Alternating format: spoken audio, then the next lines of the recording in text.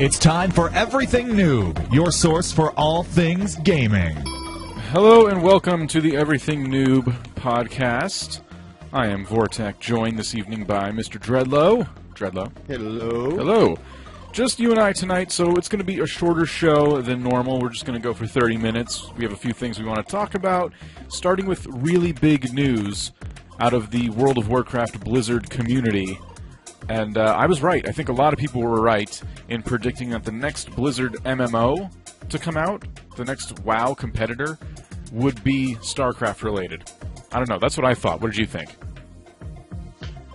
Well, I could go back in time here about 2 years ago when this project started, and I could talk a little bit about how Blizzard, it seemed like Blizzard was trying to stop this, because this is actually a mod.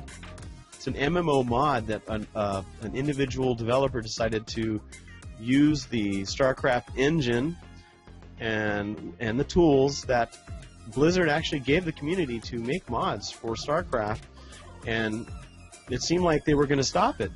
However, that wasn't the case, and I've got information regarding that as well. So yeah, I mean, as far as MMO or related to StarCraft, I was expecting something from Blizzard, but it looks like they're not the ones working on this. It looks like they're in full support of it, though, which I think counts for something. They are, it was rumored they weren't, and so I want to clear that up because I've got there's actual information regarding that where Blizzard actually responded to the project itself. And so I don't know if you want me to go into that now. We'll get to that. I think just in order to avoid any confusion, basically what's going on is that in StarCraft you've always been able to modify the games and put together your own multiplayer experience. And same with StarCraft 2, except it was a lot more in-depth. And people actually made an MMO within regular StarCraft 2, and then it grew so big that they're like, we should make this a game. This should be its own thing. Kind of like Team Fortress and Half-Life. Same kind of thing. So right. That's what all this is about. And I think Blizzard supporting it, StarCraft is their title. So it's somewhere Blizzard's name has to be stamped on that thing. You can't ignore the fact that it's a Blizzard, you know what I mean? Right. Well, and that was the weird thing about it 2 years ago when I forgot the guy's name, but it was just one guy, and he developed the mod, and he put the video out, introducing this mod that he created, this incredible MMO-style StarCraft game using, Blizzard's tools. And the reason for Blizzard to take action against that video was because he was calling it World of StarCraft. Yeah. And so because he called it that, they said, well, this is too close to World of Warcraft. We can't have you, use that. And that's the reason why they took it off. It wasn't because they were trying to stop the project. StarCraft Universe is a lot better anyway, because StarCraft is a space game. I always thought of the same thing. It would be called World of StarCraft, and you really don't think about that, but yeah, it's in space. It was also going to be called StarCraft Chronicles, but that didn't seem right. So yeah, that sounds like a first-person or a one-player game. Yeah, this is the final name for it, StarCraft Universe, and I'm sure that's been approved by Blizzard. So it's exciting. It's your cell phone's even excited about it. It's very excited. It's That's exciting, everybody but tweeting me. Also on one side, yeah, oh my gosh, a space-aged World of Warcraft might be coming, but on the other end of the spectrum, we've talked about this in the podcast before. Games like World of Warcraft are kind of played out. They're kind of boring. An MMO needs to have a different kind of experience than jump in the game, kill 10 boar, bring you know what I mean, and that's all it really is. Like, I get so bored of World of Warcraft because the questing is so repetitive, and then you have awesome free games coming out like Firefall and other MMOs, and then Minecraft. Minecraft really changed the way we think about multiplayer online games and everything. So how do you compete? You don't. I hope that if they make this game, it's the next step. It's not just World of Warcraft in space. No, it's like the next step up. Like we also did, a more dynamic questing system and more customization, you got to do something aside the same old boring crap. Like, well, if you know anything about StarCraft, it's like faction against faction. So you got the Zergs and you got like the Federation. I think it's a Federation. I think that's what they call themselves. So as an MMO, it would be very much like Firefall. If you remember how Firefall, you're always pushing back the Chosen.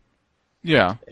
And then you got that faction, which is actually an AI faction. It's not 8 players. I don't know if they're going to actually institute that eventually, but the Chosen, and then you got you guys, and you guys are fighting against the Chosen. So I would imagine it would be very similar to that, where you're constantly pushing back, the Zerg armies. Well, that's just like World of Warcraft now, though. I mean, you have the Horde versus the Alliance, but StarCraft might have 3 because you have the Protoss, the Zerg, and the Terran, right? Terran. Okay, yeah, that's what I was thinking. Why do I think of Federation anyway? Oh, I don't know. I'm thinking Star Wars. Yeah, I get the Rebels and then Empire and yeah. Anyway, it's always. I mean, that's not what I think is too repetitive. I think having 2 teams and joining a side, there's nothing wrong with that. I'm talking about in terms of the questing system. It needs to be improved. So you feel like, because Guild Wars was good, Guild Wars did it right. You walk into an area and there's just something going on and you join in, and it's always different than the last area you walked in. Like, they worked really hard to make sure you don't feel like you're playing the same game all the time. And people leveled up really fast, partly because the leveling system was different, but partly because it was fun. It was fun to explore. Yeah. You wanted to explore every area of Guild Wars 2, and you didn't care how long it took. So right. That could be one of the reasons people leveled up so fast, on top of the fact that it was just a quicker leveling system altogether. Well, we can only hope that EverQuest Next will be that perfect MMO. I could care less about EverQuest, honestly. Well, from my understanding, this is going to be like different than any MMO we've ever played. But of course, how many of these MMOs have said that before? You know what's going to be different than any MMO we've ever played is Star Citizen. That's what's going to be different. I think StarCraft Online, whatever you want to call it, will do just fine. But Star Citizen's going to offer a way different experience, and I think everyone will agree. It's not going to be like any game you've ever seen, just because it's space, and they want to make it as close to a space simulator as possible. So, and the fact that you can not only fly a vehicle, also get out of the vehicle and be a character as well. Yeah. That's crazy. Like, the ships, you sit inside the ship, there's monitors everywhere, things are doing stuff, and there's different ships you can purchase, and it makes you feel like it's, because there's some games like, oh, well, you can build your ship. Well, that's not very realistic, because what Joe Schmo can build his own spaceship? So they made it feel like I'm a citizen in this galaxy, in this universe, and I need to make my way. Okay, so I'm here. I'm on this carrier, and there's I can purchase a ship for myself, and then I can go exploring and gather, find my way in the universe. And some people are going to go out and explore all these different planets. You can guarantee StarCraft is going to be nothing like that. It's going to be, there's this quest on this planet. We have some Zerg effing some stuff up. You should go take care of them. That's what it's going to be like. Yeah, but remember, this is just a mod, so it's still all got everything that StarCraft has in it. Although it's got the lore and stuff, but they want to turn it into a standalone game, which means they're going to have to step it up significantly. Like, I'm sure the Kickstarter yields a lot of information that we might be missing because we didn't, for some reason, check that. But for the most part, I watched the video and they explained the whole thing with Blizzard. With what? The fact that they thought Blizzard. A lot of people thought Blizzard was trying to block it, when in actuality they were in support of it. It's just that the copyright issue on YouTube was their problem. This kind of looks low key-ish compared to what you would think, because it's going to be free to play according to this Kickstarter, which I just pulled up, And they have goals like $80,000 in open beta will release Act 1 of SCU, the original storyline. So $100,000 Zerg character class. Okay, so if they get $1 million, we build the entire oh man, I can't read that. Something sector to explore. Kourulu sector. Yeah, one zone dedicated to each notable planet in StarCraft lore. So basically, that's like they're gonna expand if they reach like the very top of their goal, $1 million, which is very rare on Kickstarter. But who knows? That's what they have going on though. That's kind of their goal. It's gonna be a lot like World of Warcraft, but with a StarCraft twist. They're using the actual storyline from StarCraft 2, so it's like they're not deviating from that storyline from the original game. Well, it has to be. Like. It's a little bit of fan fiction in there because didn't they say it's an alternate universe where such and such happens, and as a result, all this stuff breaks out. Yeah, and they got new actors and stuff for the character voices. So it's like the StarCraft storyline with an alternate fan fiction twist to it. I think it's safe to say after reading this Kickstarter, lower your expectations. Comparing it to Star Citizen probably isn't really fair, but for the most part, this will help a lot of people who have been like bored of World of Warcraft but love the experience. Some people love that. Some people love the repetitive questing system. They don't look at it as repetitive at all. They actually invest in the stories. I never did that. Maybe that's something I should take into account for myself. I've never gone into World of Warcraft and really read the quest lines. Maybe there's a lot of originality there. It just goes over my head because I read the first ones just starting a game. I always try to read everything and then I get bored. But at first it's just like, oh yeah, there's these guys and they have this camp and they steal our crops and they're a bunch of dicks. Can we go in there and take care of them? Kill like 10 of them. That should do it. Okay, they're gonna respawn in like 10 minutes, but I'll take care of it, I guess. So you kill 10 of them and then like, oh, thank you so much. While you were gone, Yeah, and then you just keep doing it. Like 10 quests with the same person, and it's all within that area. But maybe when a lot of grinding. Yeah, maybe when you get into the meat and potatoes of World of Warcraft, there's a lot more lore that I'm completely missing out on. So that's not fair. Star Citizen, not a very fair comparison. That's all I'm trying to say. But yeah, it's cool that Blizzard is supporting the project. That's good. Yes, that is good. That they didn't go back on their word. When they had a big conference, I guess, back when StarCraft 2 was coming out, and they were talking about this fantastic engine and all the tools you need to make mods and modify the game to however you want, and they held true to that. They're letting this guy do this, so that's cool. Yeah, that's good. That's a definite, what I'm going to call a notch way to look at it. Yeah. When you think of Minecraft and stuff, he gave everyone. It's open source, and he didn't give people the tools. They made their own tools to mod the game, like Forge and Bucket and everything, and then people came out and made some awesome mods, and now Minecraft is this insane, self-growing thing. Name a game that you'd want to play, and I guarantee you there's probably a mod or a plugin for a server to play that game in Minecraft. Yeah, somewhere, whether it's popular or not, you're right.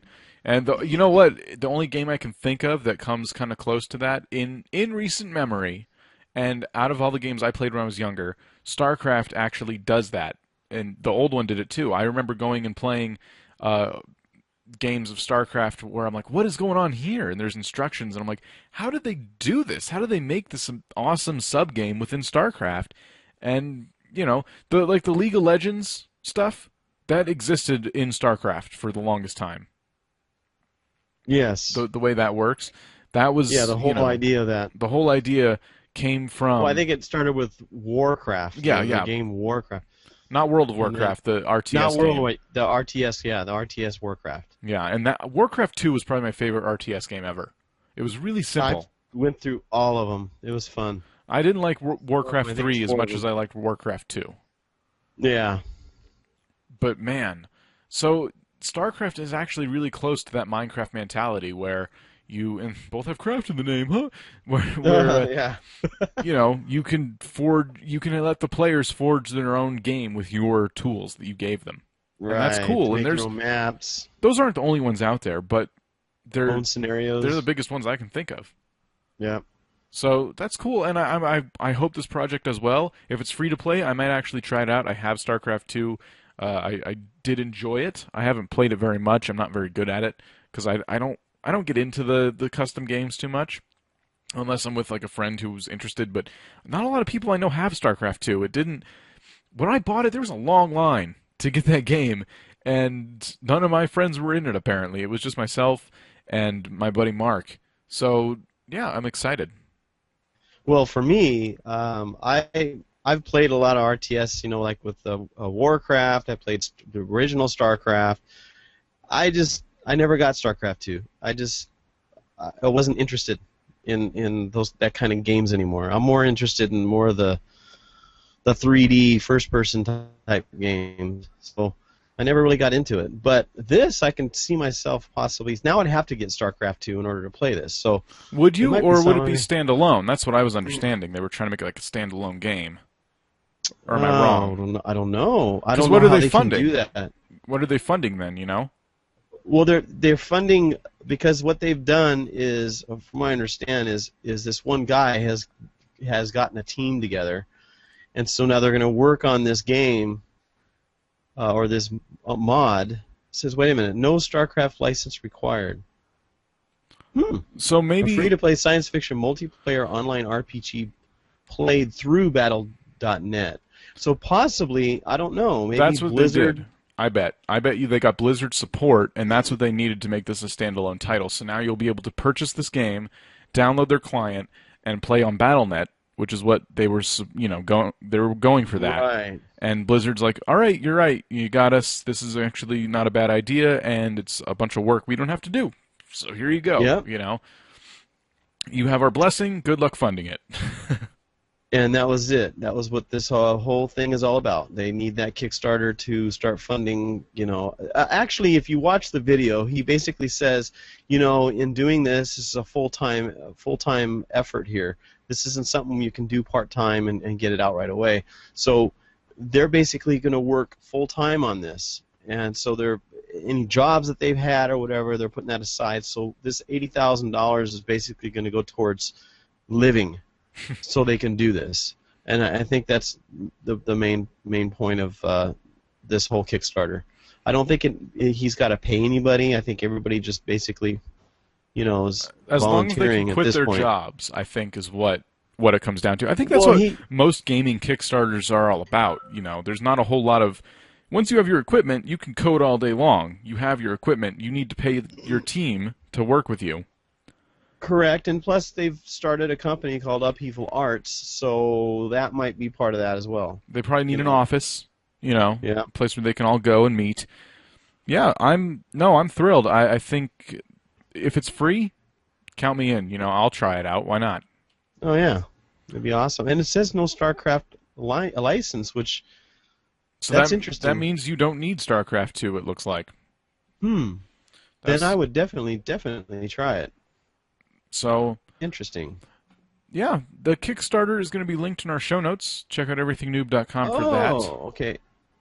What? Yes, it does say. Let me say this real quick. It says StarCraft Universe will be released as a series of custom games published through Battle.net. So there you go. So, yeah. Okay. Very nice. Well, yes, like we said, the Kickstarter will be on everythingnoob.com. You can go check that out in our show notes. Something else I want to mention, though, is I picked up Spelunky, and that game is hard, man. That game is unfair and brutal, and I was watching people stream it, and they made it look way easier than I ever imagined. Yeah, well, it's interesting because if you go back in time and you play some of the old school, roguelike games like that, there was like Hocus Pocus, there was, even games like Commander Keen, the original Duke Nukem was a side-scroll game just like that. It was a roguelike game. So those were all hard. There's jumping involved. There was, they had their own version of parkour within them. You know, there was shooting enemies and things like that. So that's what they're bringing back, man. They're bringing back the old school, the hard stuff. We've been seeing it But, more and more with Rogue Legacy, Binding Rogue of Legacy. Isaac, and Spelunky, just to name a few. Minecraft, there's a hardcore mode, so if you die, you lose, your world gets completely deleted. You can't play it again. Right. You know, it's So- a trendy type of gameplay now that people enjoy. It brings out competition, and Well, I think it's mean, fun. back in the day, okay, I had a 10 megabyte hard drive on a computer that had DOS and Windows 3.1, and when you played games like this on there, they were very small and very simple, and they were easy to play. Maps were all the same, so if you died or you quit the game, you can start a whole new game and it's the same map. So you can memorize patterns and things like that. What I'm really fired up about when it comes to these new retro games coming out is they didn't just stick with that old style and just make a game. You know, I mean, anybody can do that. You know, just get it'd be simple to just put something together from the past and easy. But what they did is they've added procedural generation of the maps, the worlds, and they've added special features, like for instance in Rogue Legacy, where when you die, your I guess your soul or your You die and then you get an heir like to your you get an legacy. heir to exactly. So you can keep going within the game, and when you start, the map is completely different. You could never find a pattern. You can never memorize a pattern, or it's always going to be difficult to get through those because it's always going to be different. And I'm really and the reason why I brought up the hard drive is because these games are now 100 megabytes. They would never fit on a 10 megabyte hard drive back in the day. So and in other words, what I'm trying to say is that the people that made these games in the past could not possibly dream up, or they probably dreamt of, but they couldn't actually facilitate in their games this procedural generation and the better graphics and things like that these new retro games have in them. And so that's why I'm really excited, because these are features that I'm not used to from those old games. So they are really technically new games, but they're retro style, I could say. Well, it's cool because also not only that, but back then wasn't almost every game roguelike way back when like the original Nintendo was out. There was no Pretty saving. much. I mean, Mario Brothers, Super Mario Brothers or whatever. Yeah, but you always felt like you're like, why isn't there a save feature? I should be able to put this down and walk away from it. That's what everyone complained about. They didn't see it as a rogue-like concept. They didn't look at it like that. Right, you got 3 lives and you die and that's it. Because a lot of that was when you go to an arcade and you put a quarter in the machine. Yeah. You got 3 lives. So they basically patterned all the games on the consoles similar to the old arcade games. And they didn't think about people saving. But there were games, like for instance, I think Goonies 2 game back in the day on the Nintendo system had a feature where if you wanted to save your spot or save your place in the game, you would get a code. You would say, you click a button and you get this code. You write the code down. And the next time you want to play, you just enter the code in, and you're in that same spot. Yeah. It's almost like a save. Instead of saving, though, it just gave you a code, which I don't know how that worked, but it worked. And so you would get the code, and then you'd start off where you left off. But then again, like I said, the map is always the same. So it's like all they have to do is with that code just put you in a spot where you left off based on that code. As far as points, and I don't think there's any points or anything involved. I don't know how it memorized what you had in your inventory or anything like that. So maybe that's you how didn't they did have an inventory though. If it's just a side scroller, With Mario, Yeah. you just collected mushrooms and stuff. There was there was no inventory. The newer Mario games, you actually do collect things, and they save in this little inventory, and you can use them before you jump into the next level. And a little save chip or a memory chip that you can get, or that's within the cartridge itself. They started doing that too. But yeah. I like how you could argue that video games have come full circle, but they're still progressing at the same time. because there's just so many different ones out there and so many different genres that people love. And yeah, and it's hard to come up with something new because everything is out there. What they need to do is find the best parts of each game and develop one game with all those features. But then that's even hard because some people don't like certain aspects of one game, and so it's difficult. They try that with weird things, like Assassin's Creed. They have like an RTS element to it that you can do, and people don't really like it. Yeah, they try it. Yeah, I'm kind of happy with some of the new MMOs, especially the free to play.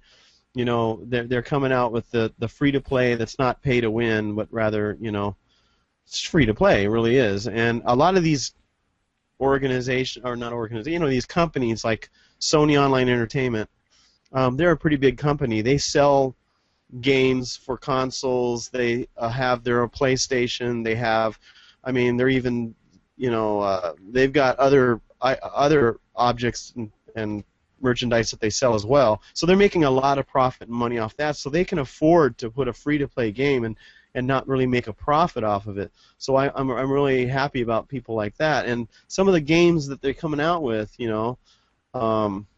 Dragon's Prophet's one of the ones that I'm really happy about. It's they're trying to come out with something new, and those are the. I don't even think Sony Online Entertainment is actually responsible for the actual development of the games that they publish, but they pick the right ones. Yes. So definitely pick the right ones. So I'm happy about those. I'm happy about the new retro games because, like I said, every time you play the game, it's different. You'll never end the game. You play Goonies 2 back in the day. You go through the whole thing. You're done. The only thing to do now is to start a new game and start all over. But then you know what's going to happen because you've played it already. But with these new games, it's always different. Yeah, different randomly. map, different enemies, different whatever. Yeah. So that's pretty cool. It's cool. It leads to a whole new set of just challenging ways to play a game, to make a game. So, no, I'm excited. Spelunky, definitely something to check out if you don't know what it is. It's a pain in the ass, is honestly. Yeah, it's. I played. There's an actual free version. It's the Spelunker. Original 2009 version of the game, PC version of the game that they're offering for free on their website, and you'll probably put the link down in the description of the show notes. Yeah. But you'll be able to you can actually try it, but it's not the same as the one that you can get on Steam. It's much better graphics in the Steam version. There's a couple features that were added. It's just a lot. It's a lot better. But this one here is more like the old school, the graphics are very pixelated, but it's free and you can try it out and for yourself. So yeah, if you want to see if that's your style of game, definitely something to check out. And I'll be streaming it on the channel from here, from time to time. Should be fun. And yeah, I think that's it for tonight. Yeah. Short show, but we appreciate everyone listening, following us, and sharing it with all their friends. Should be back to normal next week, though. And yeah, lots of video game news to talk about, as always. So thank you for listening to the Everything Noob podcast. I'm Vortac. And I'm Dreadlow. And we never do that, so I wanted to throw you off. Oh. All right. See you guys next time. Take care. Thanks for listening to the Everything Noob podcast. Be sure to visit everythingnoob.com for previous episodes, show notes, host bios, and blogs. And while you're there, feel free to write us with any questions, comments, or suggestions you may have. Don't forget to check out the links to our Twitter, YouTube, and Twitch TV channel as well. On behalf of the Noobs, see you next week, and happy gaming.